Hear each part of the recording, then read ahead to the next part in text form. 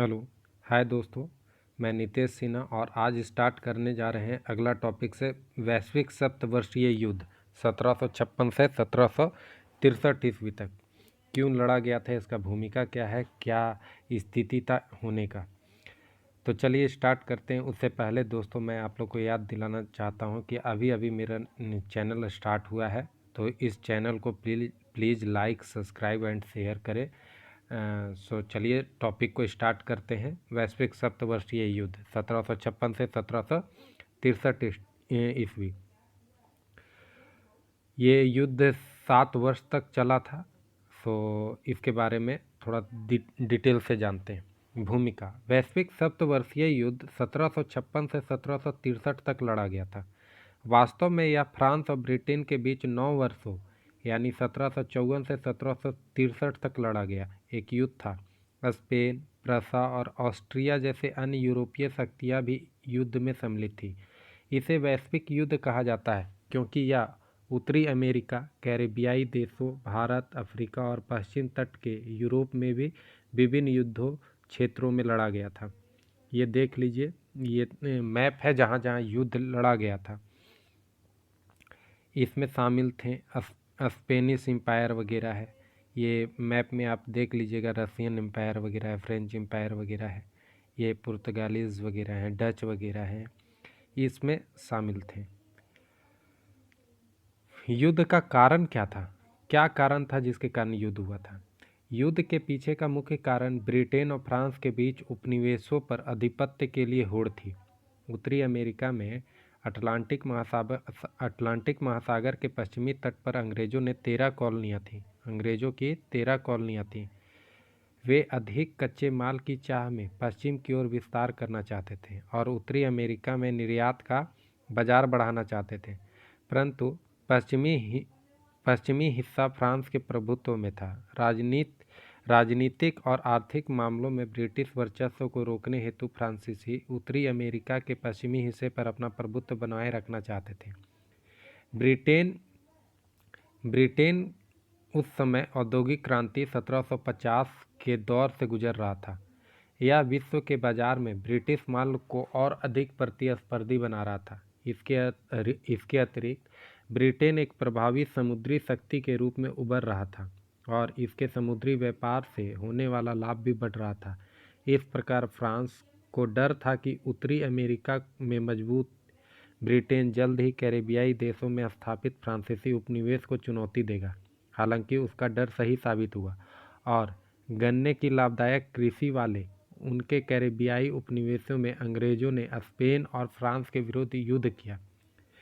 पश्चिम Africa देश Senegal गोंद के प्राकृतिक संसाधनों से समृद्ध था और यहाँ के फ्रांसीसी व्यापारिक बंदरगाह भी ब्रिटिश हमलों की चपेट में आ गए थे। भारत में 1757 में प्लासी का युद्ध बंगाल के नवाब सिराजुद्दौला और ईस्ट इंडिया कंपनी के बीच लड़ा गया था। इस युद्ध के परिणाम स्वरूप ईस्ट इंडिया कंपनी को बंगाल में विशेष व्यापारिक अधिकार प्राप्त हुआ और इस क्षेत्र में अंग्रेजों द्वारा संपूर्ण व्यापार पर नियंत्रण ने भारत में फ्रांसीसियों के प्रभाव को कम कर दिया। इसके अतिरिक्त 1760 से 61 में फ्रांसीसियों और अंग्रेजों के बीच वांडीवास की लड़ाई ने दक्षिण एशिया में ब्रिटिश वर्चस्व स्थापित किया, जबकि फ्रांस पांडिचेरी तक ही सीमित हो गया था। परिणाम 1763 की पेरिस की संधि। सप्तवर्षीय युद्ध के पश्चात 1763 में पेरिस की संधि पर हस्ताक्षर किए गए थे, जिसके परिणाम स्वरूप ब्रिटेन को फ्रांस से कनाडा और स्पेन से फ्लोरिडा प्राप्त हुए।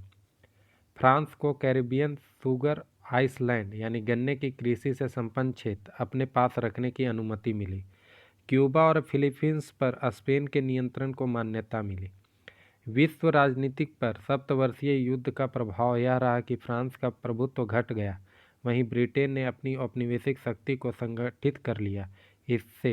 इसने अमेरिकी क्रांति 1765 से 83 और फ्रांसीसी क्रांति 1789 के लिए भूमि भी तैयार कर दी थी।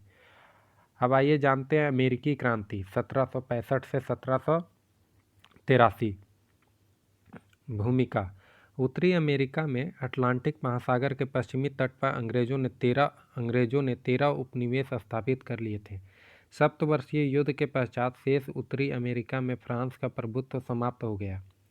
अंग्रेजों के प्रति अमेरिका वासियों के आक्रोश के कारण एक ओर जहां अंग्रेजों के वाणिज्यिक पूंजीवाद ने श्वेत अधिकारियों में आक्रोश उत्पन्न किया, वहीं सप्तवर्षीय युद्ध से ऐसी स्थिति उत्पन्न हुई जिन्होंने अमेरिकी क्रांति के लिए तत्काल चिंगारी का कार्य किया। वाणिज्यिक पूंजीवाद 18वीं शताब्दी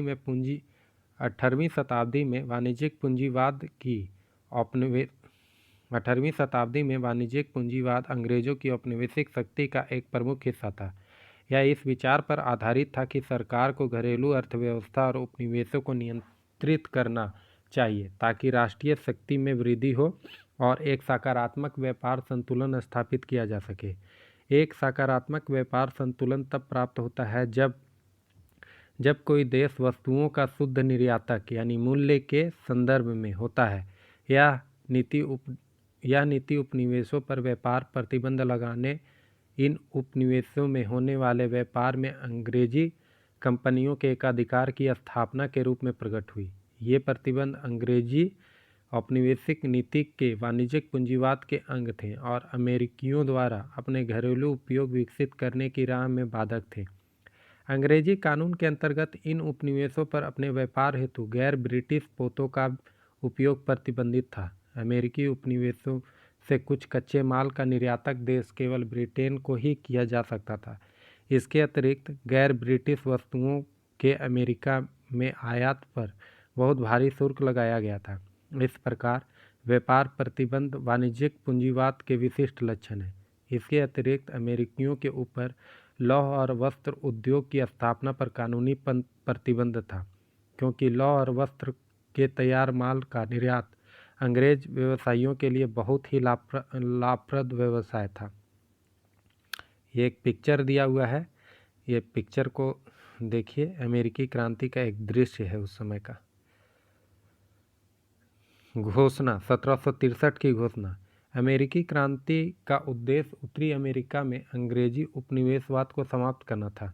अंग्रेजी संसद ने सप्तवर्षीय के युद्ध की समाप्ति पर सशस्त्र विद्रोह प्रारंभ करने वाले अमेरिकी मूल निवासियों अर्थात रेड इंडियंस के साथ युद्ध विराम के रूप में 1763 की घोषणा जारी की, जिसमें अमेरिकी अधिवासियों पर अलेप्सियन पर्वत की ओर विस्तार करने पर प्रतिबंध लगा दिया गया, क्योंकि यह क्षेत्र अब रेड इंडियंस के लिए आरक्षित था। इस घोषणा के पीछे का एक और कारण कुलीन अंग्रेजों द्वारा की गई पैरवी भी थी, जो पश्चिम की ओर विस्तार नहीं चाहते थे, क्योंकि उन्होंने अमेरिकी उपनिवेश में जो भूमि खरीदी थी उस पर बसने वाले श्वेत निवासियों से प्राप्त होने वाले किराए से लाभान्वित हो रहे थे। श्वेत अमेरिकी निवासी जिन्होंने पश्चिम की ओर विस्तार के लिए अंग्रेजों के साथ मिलकर सप्तवर्षीय युद्ध लड़ा था, अब अपने आप को ठगा अनुभव कर रहे थे। इसलिए उन्होंने इस घोषणा की अवहेलना की। उनकी स्थानीय सेनाओं ने पश्चिमी क्षेत्र को अपने नियंत्रण में लाना जारी रखा। प्रबुद्ध विचारकों की भूमिका। प्रबोधन या तर्क का युग एक आंदोलन था। इसमें 17वीं शताब्दी में हॉब्स और लॉक जैसे विचारक ने सरकार के प्रारूप और लोगों के अधिकारों को लेकर प्रस्तुत किया था। 18वीं सदी के मध्य में यह अपने चरम पर था। हॉब्स निरपेक्ष राजशाही का समर्थक था और उसने सामाजिक अनुबंध की अवधारणा प्रस्तुत की, जिसका अर्थ यह था कि चूंकि सभी लोग स्वहित में व्यवहार करते हैं, अतः लोगों को अपने कुछ अधिकार सरकार के लिए छोड़ देने चाहिए, जिसके बदले में सरकार द्वारा समाज को कानून और व्यवस्था प्रदान करनी चाहिए। दूसरी ओर लॉक ने मनुष्य के संबंध में सकारात्मक दृष्टिकोण प्रस्तुत किया और उनका मानना था कि मनुष्य अपने अनुभव से सीख सकता है। वह स्वशासन की अवधारणा का समर्थक था। लॉक के अनुसार जन्म से सभी लोग स्वतंत्र और समान हैं और उनके पास 3 प्राकृतिक अधिकार हैं: जीवन, स्वतंत्रता और संपत्ति।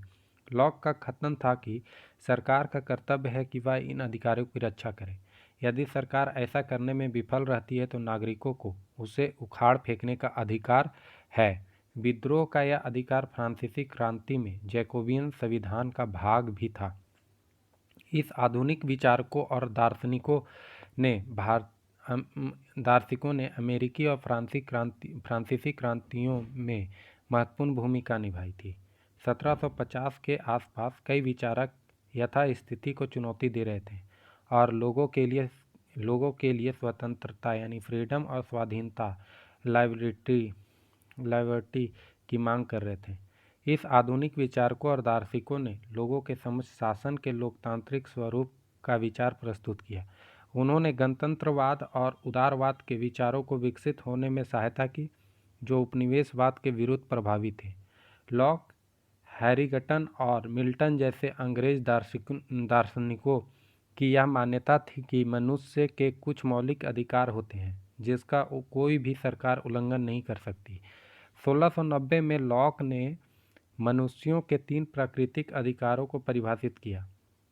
मॉन्टेस्क्यू ने शक्तियों के पृथक्करण के सिद्धांत का वर्णन किया। फ्रांस के टॉमस पेन ने यह तर्क दिया कि हास्यास्पद है कि एक महाद्वीप उत्तरी अमेरिका पर एक द्वीप ब्रिटेन का शासन है। फ्रांस में 8वीं शताब्दी के मध्य में प्रबुद्ध विचारकों ने निम्नलिखित विचार प्रस्तुत किए। उन्होंने अमेरिकी क्रांति और फ्रांसीसी क्रांति दोनों ही को प्रभावित किया था। तर्क, प्रबुद्ध विचारकों का विश्वास था कि सत्य की खोज तर्क या तर्कसंगत सोच के माध्यम से की जा सकती है। उन्होंने कहा कि तर्क का ही अर्थ है किसी की विचारधारा में असहिष्णुता और पूर्वाग्रह का अभाव। प्रकृति, उनके लिए जो भी प्राकृतिक था वह अच्छा और उचित था। उनका विश्वास था कि जैसे गति के प्राकृतिक नियम हैं उसी प्रकार अर्थशास्त्र और राजनीति शास्त्र के भी प्राकृतिक नियम हैं।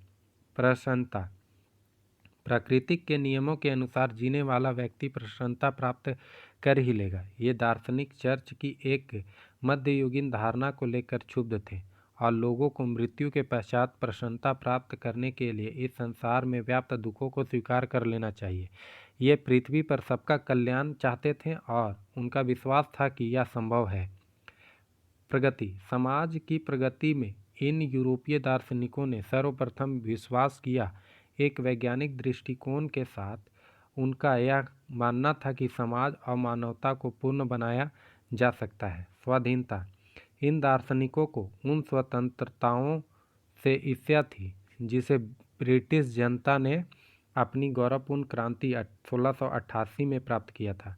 फ्रांस में भाषण, धर्म, व्यापार और व्यक्तिगत यात्रा पर कई प्रकार के प्रतिबंध थे। उनका मानना था कि तर्क के द्वारा समाज को मुक्त किया जा सकता है। युद्ध, सप्तवर्षीय व्यय की पूर्ण प्राप्ति, सप्तवर्षीय युद्ध में ब्रिटेन का बहुत धन व्यय हुआ था।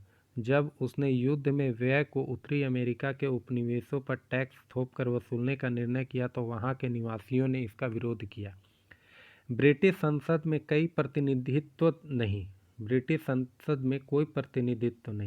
ब्रिटिश संसद ने 1765 में स्टाम्प अधिनियम पारित किया, जिसमें अमेरिका के सभी ब्रिटिश उपनिवेशों में सभी प्रकार के व्यावसायिक लेन देन पर स्टाम्प कर लगा दिया गया। उदाहरण के लिए कुछ राशि की टिकट सभी कानून दस्तावेजों के लिए अनिवार्य बनाई गई।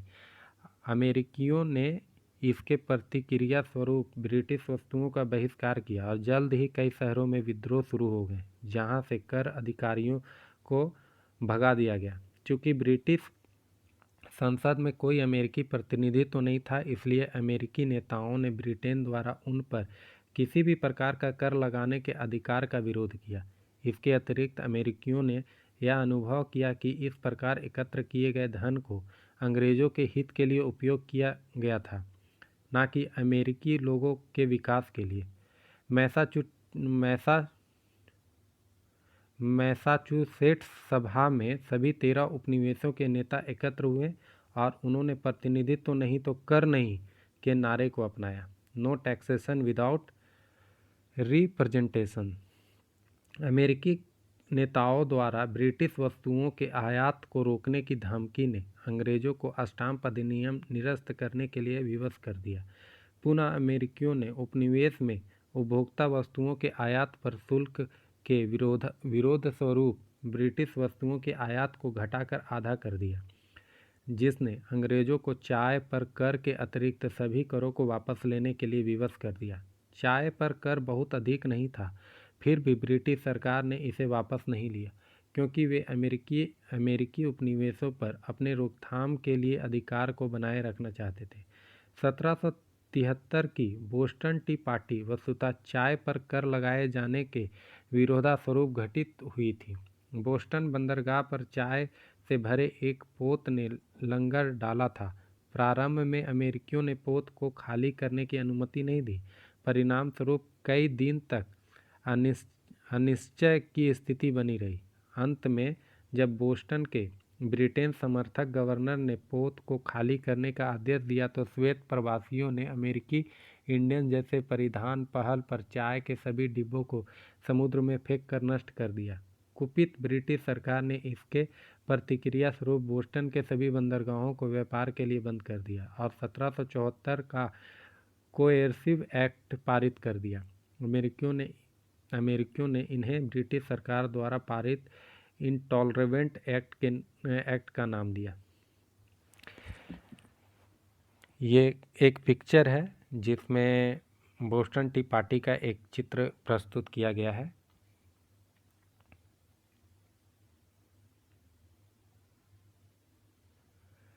(1774) का कोएर्सिव एक्ट और Philadelphia Congress. Boston T party की घटना के लिए ब्रिटेन ने मैसाचुसेट्स को दंडित करने एवं उसके स्वशासन के अधिकार को समाप्त करने के लिए कोएर्सिव एक्ट पारित किया था, जिसकी प्रतिक्रिया स्वरूप 12वीं उपनिवेशों जॉर्जिया ने इनमें भाग नहीं लिया था, क्योंकि यह अमेरिकी इंडियंस के आतंक से निपटने में अंग्रेजों की सहायता पाना चाहता था। उपनिवेशों ने मिलकर पहले महाद्वीपीय कांग्रेस या फिलाडेल्फिया कांग्रेस 1774 का आयोजन किया था। अमेरिकियों ने सम्राट जॉर्ज तृतीय से घरेलू उद्योग पर से प्रतिबंध हटाने, सभी देशों के साथ कम दरों पर व्यापार करने और अमेरिकी उपनिवेश पर उनकी सहमति के बिना कर न लगाने की अपील भी की थी। ब्रिटेन ने इन मांगों का अर्थ एक विद्रोह के रूप में लिया और उपनिवेशों पर 1775 में हमला कर दिया। इसके कारण अमेरिकी प्रतिनिधियों ने 1776 में स्वतंत्रता का घोषणा पत्र बनाया, जिसका प्रारूप थॉमस जेफरसन द्वारा बनाया गया था। इसके निम्नलिखित बिंदु थे: ईश्वर ने सभी मनुष्यों को समान बनाया है। ईश्वर ने उन्हें कुछ ऐसे अधिकार दिए हैं जिन्हें उनसे कोई छीन नहीं सकता। इन अधिकारों में जीवन, स्वतंत्रता और सुख के लिए प्रयत्न शामिल है। गणतंत्रवाद अर्थात सत्ता का स्रोत जनता है और दृढ़तापूर्वक यह कहा गया कि जनता को अपनी सरकार बनाने का पूर्ण अधिकार है। स्वतंत्रता अर्थात अमेरिकी उपनिवेशों का ब्रिटेन सरकार के दमन किया गया था। ब्रिटेन सरकार ने दमन किया था और इन उपनिवेशों को मुक्त और स्वतंत्र राज्य होना चाहिए। ध्यान दें, यहाँ उपनिवेशों ने स्वयं को स्वतंत्र राज्य घोषित किया था। संयुक्त राज्य संघ बनाने के लिए राज्यों के साथ आने का सिद्धांत इन पंक्तियों में स्पष्ट रूप से देखा जा सकता है। स्वतंत्रता के घोषणा पत्र ने दो कार्य किए। इसने स्वप्रमाणित सत्य के रूप में लॉक जैसे प्रबुद्ध विचारकों के राजनीतिक दर्शन का सार उपलब्ध कराया और उपनिवेशों और मातृ देश से संबंध विच्छेद के औचित्य को सिद्ध करने के लिए शिकायतों को सूचीबद्ध किया। ये एक पिक्चर है महाद्वीपीय कांग्रेस या फिलाडेल्फिया कांग्रेस 1774 का। अब है अमेरिकी क्रांति युद्ध या अमेरिकी स्वतंत्रता संग्राम 1975। इसके पश्चात की घटना को अमेरिकी स्वतंत्रता संग्राम कहा गया। राजभक्त ऐसे ब्रिटिश प्रवासी थे जो ब्रिटेन के प्रति निष्ठावान रहे और उनकी ओर से लड़े। फ्रांस, स्पेन और डच गणराज्य ने गुप्त रूप से अमेरिकियों की सहायता की। 1777 में ब्रिटेन ने कनाडा की ओर से हमला कर के अमेरिका को घेरने का प्रयास किया। इस युद्ध में उसकी विफलता अमेरिकियों के पक्ष में एक महत्वपूर्ण मोड़ सिद्ध हुई। स्पेन की सेना ने ब्रिटिश सेना को फ्लोरिडा से खदेड़ दिया। फ्लोरिडा सप्तवर्षीय युद्ध से अंग्रेजों के पास था। बाद में फ्लोरिडा को अमेरिका ने स्पेन से खरीद लिया था। 1783 में ब्रिटिश कमांडर कॉर्नवालिस ने जॉर्ज वाशिंगटन के नेतृत्व वाली सेना के समक्ष आत्मसमर्पण कर दिया। अब है 1783 की द्वितीय पेरिस संधि। अमेरिकी स्वतंत्रता संग्राम इन संधि के साथ समाप्त हुआ। इस संधि के कुछ महत्वपूर्ण अनुच्छेद इस प्रकार थे। संयुक्त राज्य अमेरिका और ब्रिटेन के मध्य सतत शांति।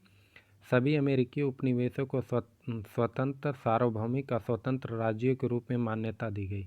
इसके साथ ही ब्रिटेन सरकार ने संपत्ति और क्षेत्र पर सभी दावों को छोड़ दिया। अमेरिका ने सभी राजभक्त लोगों की जब्त की गई भूमि को वापस कर दिया। स्पेन ने ब्रिटेन के साथ एक अलग संधि पर हस्ताक्षर किए और फ्लोरिडा को वापस ले लिया, जिसे 1763 की पेरिस की संधि के पश्चात ब्रिटेन को दे दिया गया था। ये बिल ऑफ राइट है जो उस समय दिया गया था। अमेरिकी क्रांति की समालोचना। 1789 में संयुक्त राज्य का संविधान प्रभावी हो गया। यह पहला लिखित गणराज्यिक संविधान था। बिल ऑफ राइट संयुक्त राज्य अमेरिका के संविधान के पहले 10 संशोधनों का समूह है और इसमें अभिव्यक्ति की स्वतंत्रता, प्रेस, धर्म और न्याय की स्वतंत्रता सम्मिलित है।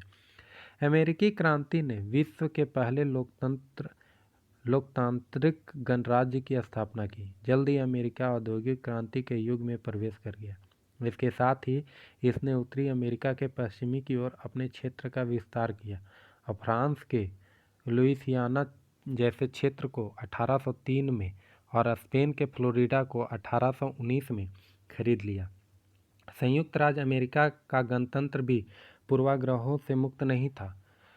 गणराज्य वास्तव में लोकतांत्रिक नहीं रहा क्योंकि महिलाओं, अश्वेतों और रेड इंडियंस को मतदान का अधिकार नहीं था। समानता के सिद्धांत पर दास्ता एक धब्बा थी और अंततः दास्ता का उन्मूलन अमेरिका के उत्तरी और दक्षिणी राज्यों के बीच 1861 से 65 के गृह युद्ध के पश्चात ही किया जा सका। दक्षिणी राज्य दास्ता उन्मूलन के विरुद्ध थे क्योंकि उनकी अर्थव्यवस्था कृषि आधारित थी और उनके लिए उन्हें सस्ते अश्वेत श्रमिकों की आवश्यकता थी। उन्होंने दास व्यापार से लाभ भी अर्जित किया था और वे चाहते थे कि दास प्रथा का विस्तार नए अधिग्रहित क्षेत्रों से किया जाए। यह तर्क दिया जा सकता है कि अमेरिकी संविधान में जिस मनुष्य को संदर्भित किया गया है वह संपत्तिवान मनुष्य है, क्योंकि अधिकार केवल उन्हीं लोगों को दिए गए थे जिसके पास संपत्ति थी। फिर भी अमेरिकी क्रांति का सबसे महत्वपूर्ण योगदान यह रहा कि इसने स्वाधीनता, समानता, मौलिक अधिकार, राष्ट्रवाद और उपनिवेशवाद विरोधी विचारों को आगे बढ़ाया। उस समय में कुलीन वर्ग को बिना किसी विशेषाधिकार के सभी के लिए समानता एक क्रांतिकारी विचार था, जबकि समूचा विश्व समानतावाद के अधीन था, जहां कुलीन वर्ग प्रमुख वर्ग था। संपत्ति का कोई भी कर न लगने का विचार, जो संपत्ति के अधिकार से प्रभावी हुआ था, अपने समय में एक अनूठा विचार था। इस प्रकार से अमेरिकी क्रांति विचारों और राजनीतिक व्यवस्था की क्रांति थी और भविष्य की घटनाओं पर इसका बहुत प्रभाव पड़ा। उनमें सबसे प्रमुख 1789 की फ्रांस की क्रांति थी। अब नेक्स्ट टॉपिक है हमारा फ्रांसीसी क्रांति और नेपोलियन के युद्ध। क्रांति से पूर्व फ्रांस में जो राजनीतिक, सामाजिक और आर्थिक परिस्थितियां मौजूद थी, उनके लिए पुरातन व्यवस्था शब्द का प्रयोग किया जाता है। फ्रांसीसी क्रांति निरंकुश शासन, विशेषाधिकार प्राप्त समाज एवं संकटग्रस्त अर्थव्यवस्था का उत्पाद थी। फ्रांसीसी क्रांति के पीछे निहित कारण 3 स्टेट्स। 18वीं सदी में फ्रांस का समाज विशेषाधिकार विहीन वर्गों में विभक्त था। फ्रांसीसी समाज 3 वर्गों या स्टेट में विभाजित था। पादरी लोग प्रथम स्टेट में आते थे, कुलीन वर्ग द्वितीय स्टेट में आते थे और तृतीय स्टेट के लोग जनसाधारण वर्ग से संबंधित थे, जिसमें मध्यम वर्ग, कृषक, दस्तकार, शहरी श्रमिक, व्यापारी और बुद्धिजीवी लोग सम्मिलित थे। इस वर्ग में ही अधिकांश आबादी सम्मिलित थी। ये 3 स्टेट का एक फोटो है, फर्स्ट स्टेट, सेकेंड स्टेट और थर्ड स्टेट। जहाँ थर्ड स्टेट में जनसाधारण समूह के लोग आते थे, जिसमें 97%, 65 से 97% लोग आते थे। पादरी लोग भी दो वर्गों में विभाजित थे, उच्च एवं निम्न। उच्च पादरी वर्ग के पास अपार धन था तथा ये सबसे बड़े भूस्वामी थे, तो दूसरी ओर निम्न वर्ग के पादरी चर्च के सभी धार्मिक कार्यों को संपादित करते थे तथा सामान्य जीवन जीते थे। यह वर्ग जनसाधारण से सहानुभूति रखता था तथा क्रांति के समय इन लोगों ने क्रांतिकारियों के साथ दिया। कुलीन वर्ग का सरकारी सेवा, सेना और अन्य सार्वजनिक पदों के सभी महत्वपूर्ण आधिकारिक पदों का एकाधिकार था। हालांकि पादरी और कुलीन वर्ग के लोग किसी कर का भुगतान नहीं करते थे और कोई उत्पादक काम नहीं करते थे। किसान आबादी का 80% थे। किसानों में भी भूस्वामी किसान, काश्तकार और भूमिहीन श्रमिक आदि रूपों में कई स्तरों पर उपविभाजन था। भूस्वामी किसानों का प्रतिशत बहुत कम था। काश्तकारों को अपनी उपज का 2/3 भाग लगान के रूप में भुगतान करना पड़ता था। वहीं दूसरी ओर भूमिहीन श्रमिक बहुत ही तुच्छ मजदूरी पर जीवन निर्वाह करते थे। हालांकि तकनीकी रूप से कोई भी सर्फ नहीं था, लेकिन अभी भी सामंत के सामंती विशेषाधिकारों के रूप में बेगार अस्तित्व में था और प्रायः यह सार्वजनिक कार्यों के लिए लिया जाता था। मध्यम वर्ग में लेखक, चिकित्सक, सिविल सेवक जैसे शिक्षित लोगों और व्यापारियों जैसे संपन्न लोग थे। हालांकि आर्थिक रूप से मध्यम वर्ग महत्वपूर्ण था, लेकिन उन्हें समाज में बहुत कम सामाजिक प्रतिष्ठा और राजनीतिक अधिकार प्राप्त थे। दस्तकार और शहरी श्रमिक भी गरीबी में दुखमय जीवन जी रहे थे। उन्हें कार्यस्थल पर कोई अधिकार प्राप्त नहीं था और नियोक्ता द्वारा अच्छे आचरण के प्रमाण पत्र के बिना वे नौकरी नहीं बदल सकते थे। मध्य वर्ग की कुछ आर्थिक शिकायतें भी थीं। इस वर्ग ने व्यापार वाणिज्य से संपत्ति तो अर्जित कर ली थी, परंतु उनके पास कई तरह के प्रतिबंध लगे थे और उन्हें जगह जगह चुंगी देना पड़ता था। व्यापार के लिए उन्मुक्त वातावरण की चाह में ही इन लोगों ने क्रांति को नेतृत्व प्रदान किया। तृतीय स्टेट के पास मताधिकार नहीं था। वहीं दूसरी ओर पादरी लोग और कुलीन वर्ग के लोग किसी भी तरह के कर का भुगतान नहीं करते थे और कर का बोझ पूरी तरह से तृतीय स्टेट द्वारा वहन किया जाता था। यही लोग की शिकायतों का प्रमुख कारण था। इस प्रकार 1789 ईस्वी की फ्रांसीसी क्रांति कई मायनों में फ्रांसीसी समाज में व्याप्त असमानता के विरुद्ध संघर्ष थी। अलोकप्रिय राजतंत्र और वित्तीय कठिनाइयाँ। राजा लुई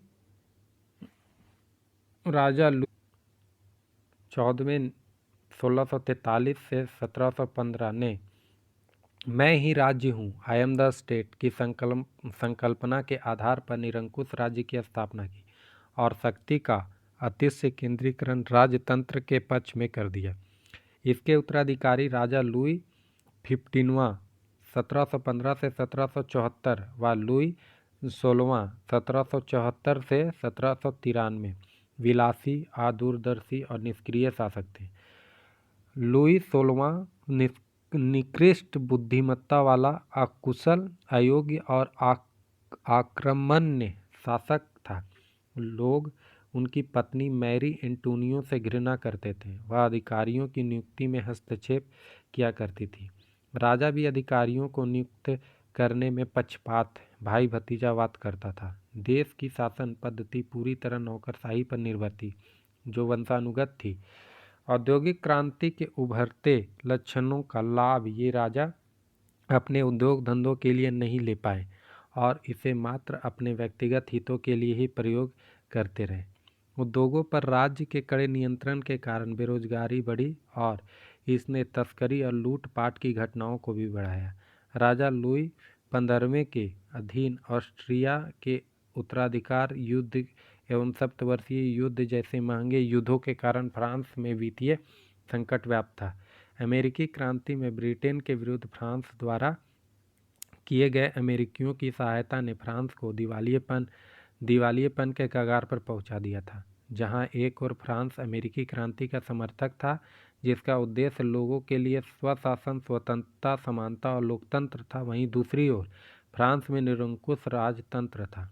इस प्रकार यहाँ की शासन व्यवस्था अमेरिकी क्रांति की नींव रखने वाले विचारकों के साथ फिट नहीं बैठती थी। प्रबुद्ध विचारकों की भूमिका। फ्रांस के मध्य वर्ग में परिवर्तन की संभावना और उनके लिए आकांक्षा पैदा करने में फ्रांसीसी विचारकों ने महत्वपूर्ण योगदान दिया। 18वीं शताब्दी में यूरोप में वैचारिक स्तर पर एक नया दृष्टिकोण अपनाया जा रहा था। उनका नारा तर्क, सहिष्णुता और मानवता था। इस प्रकार क्रांतिकारी प्रबुद्ध विचारकों ने फ्रांसीसी क्रांति को सिर्फ हिंसात्मक होने से बचाया ही नहीं, अपितु इसे एक बौद्धिक स्तर भी प्रदान किया। इस विचारकों में वॉल्टेयर, मॉन्टेस्क्यू, रूसो आदि का नाम लिया जा सकता है। तार्किकता के आधार पर इन विचारकों ने तर्क दिया कि मनुष्य प्रसन्न रहने के लिए पैदा हुआ है, न कि पीड़ा भोगने के लिए। जैसा कि चर्च का कहना है, समाज में प्रचलित पूर्वाग्रहों को समाप्त करके यह प्रसन्नता प्राप्त की जा सकती है। इसके अतिरिक्त उन्होंने धर्मनिरपेक्ष पर ध्यान केंद्रित किया, क्योंकि या तो वे ईश्वर को मानते ही नहीं थे या फिर अपनी चर्चाओं में उनकी उपेक्षा करते थे। प्रकृति के सिद्धांत ने पादरियों को विचारकों के हमले के दायरे में ला दिया। उन्होंने बल दिया कि प्रकृति के नियमों के अध्ययन करने की आवश्यकता और धर्म इसमें कोई सहायता नहीं कर सकता, बल्कि तर्क की शक्ति प्रकृति की समझ की कुंजी है। वॉल्टेयर ने अपने पुस्तक के माध्यम से ब्रिटेन की उदार राजनीति, धर्म और विचार की स्वतंत्रता का वर्णन कर फ्रांस की पुरातन व्यवस्था में व्याप्त बुराइयों को उजागर किया। उनका मानना था कि सभी धर्म व्यर्थ हैं, क्योंकि विवेक व तर्क के विरुद्ध थे। नास्तिक और भौतिकवादी लोकप्रियता प्राप्त कर रहे थे, क्योंकि इसमें दिखाया जाता है कि मनुष्य की नियति उसके अपने हाथों में है। मॉन्टेस्क्यू ने दैवीय अधिकारों के सिद्धांतों का खंडन करते हुए शक्ति के पृथक्करण का सिद्धांत प्रतिपादित कर मात्र फ्रांसीसी राजनीतिक संस्थाओं की आलोचना ही नहीं की, अपितु एक विकल्प भी प्रस्तुत किया। उसने ना तो क्रांति की बात की और न ही राजतंत्र को समाप्त करने की वकालत की, बल्कि उसने केवल निरंकुश राजतंत्र के दोष को उजागर किया और संवैधानिक राजतंत्र की बात की। रूसो ने भी क्रांति की बात नहीं की, लेकिन उसने मनुष्य की स्वतंत्रता और समानता का पक्ष लिया।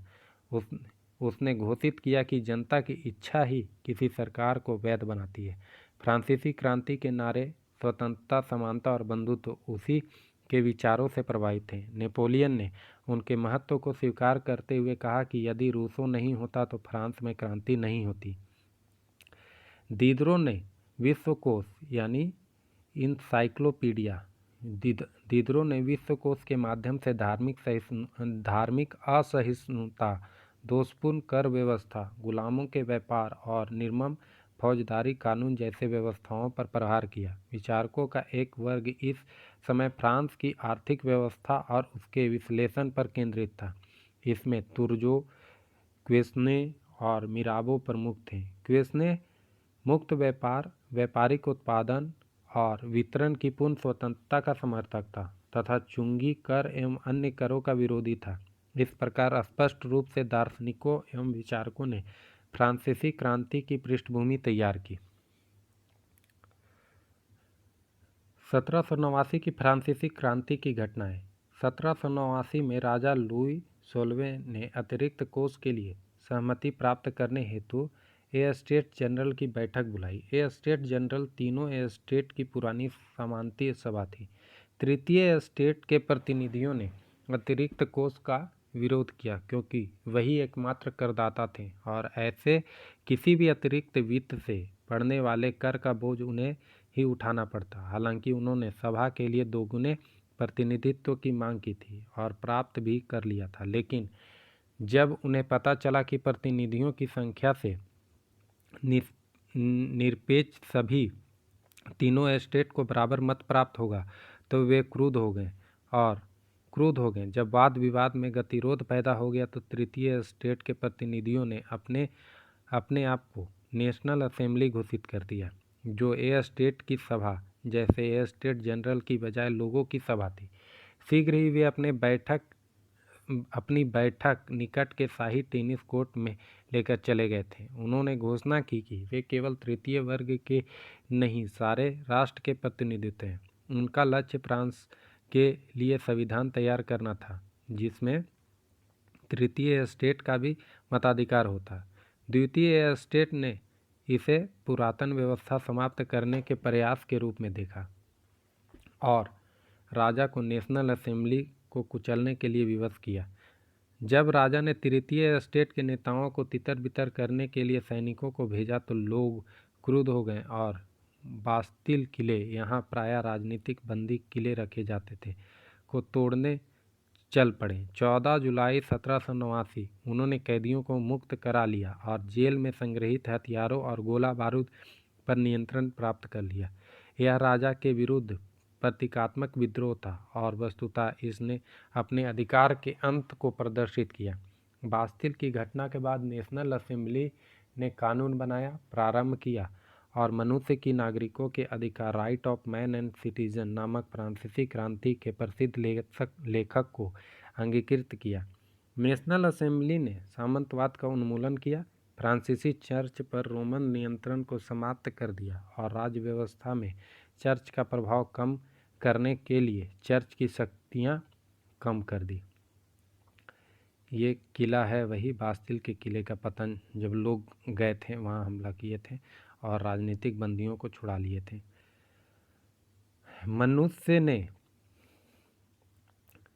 मनुष्य और नागरिकों के अधिकार की घोषणा 27 अगस्त 1789 में निम्नलिखित बिंदु निहित थे।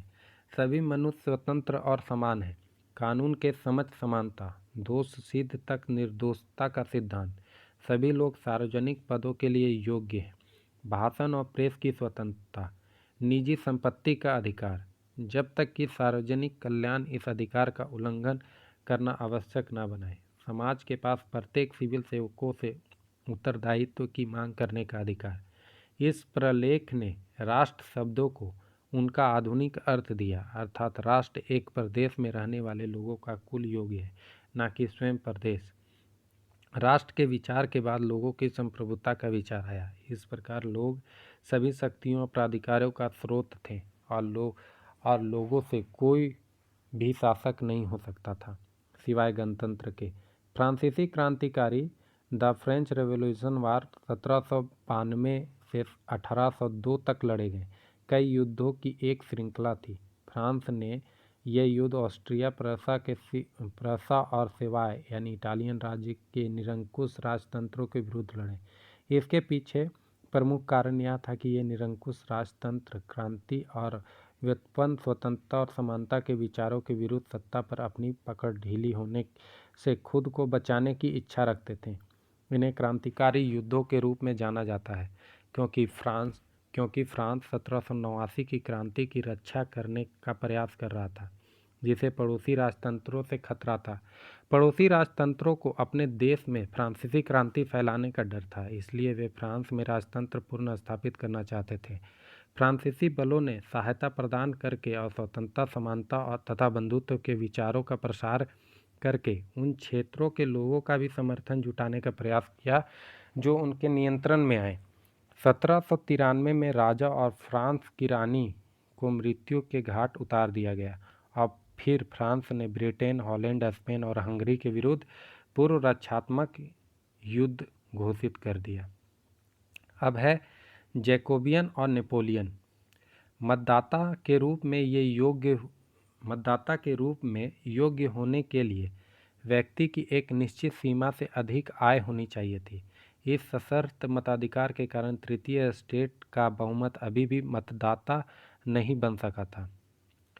अभिजात्य वर्ग का स्थान बुर्जुआ वर्ग ने ले लिया था और किसानों और शहरी श्रमिकों की स्थिति में उन तरह का सुधार नहीं आया था जैसी उन्होंने आशा की थी। इसके तुरंत बाद 1793 में कट्टरपंथी, उग्र और संगठित जैकोबियन फ्रांस में सत्ता में आए। उन्होंने आय खंड हटाकर मताधिकार को शर्त रहित बना दिया। जैकोबियन के अधीन फ्रांसीसी क्रांतिकारी चरण में पहुंच गया। जैकोबियन दल का नेता रॉब्सपियर था। इसे आतंक के शासन यानी रीजन ऑफ टेरर के प्रतीक के रूप में जाना गया। यह गिलोटिन के माध्यम से उन सभी को मृत्यु के घाट उतार देना चाहता था जो क्रांति के विरोधी थे। राजा और रानी को 1793 में मृत्यु के घाट उतार दिया गया।